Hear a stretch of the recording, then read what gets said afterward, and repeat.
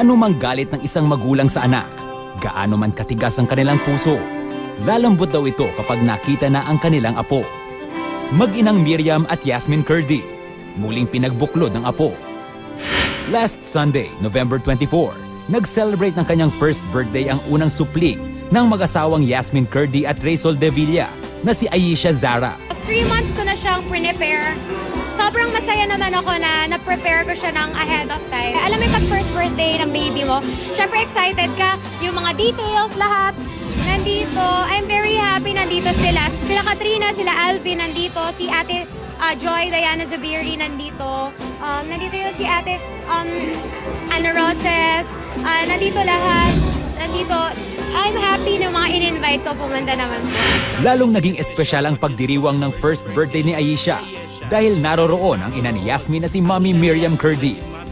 Matagal ding panahon na nagkaroon ng hidwaan ang mag-ina mula nang magpakasal si Yasmin kay Ray. Ang nangyari kasi, ay nauna yung galit sa akin eh. Hindi pala dapat gano'n. Nung nakilala ko siya, mabait na kala ko mawawalan ako ng anak. Hindi pala, nagkaroon pa ako ng anak na lalaki kay Ray. pati yung parents niya mababait. Kaya madali yung naging namin, nag-patch up lahat yung problema. Malaki ang pasasalamat ng asawa ni Yasmin na si Ray. Natanggap na siya ni Mommy Miriam. Maraming salamat po doon sa mama ni Yasmin sa pagtanggap sa akin. Hindi kasi kami nagkaroon ng chance ni mama na magkausap dati. So ngayon finally, nung lumabas na si Ayesha, natanggap na rin naman kami eventually.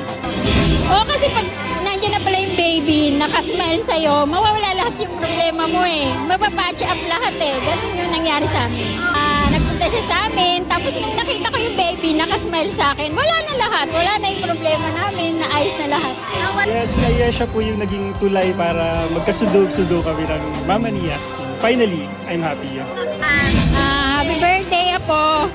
Sana lumaki kang maganda, matalino, tsaka huwag kang magkakasakit lang. Tsaka makikinig ka kay mama, tsaka kay papa. Siyempre, happiness, sana happy siya always. Tapos sana maging good girl siya. Sana maging matalino siya sa school. Sa school talaga. Tapos, ayun, magpakabait.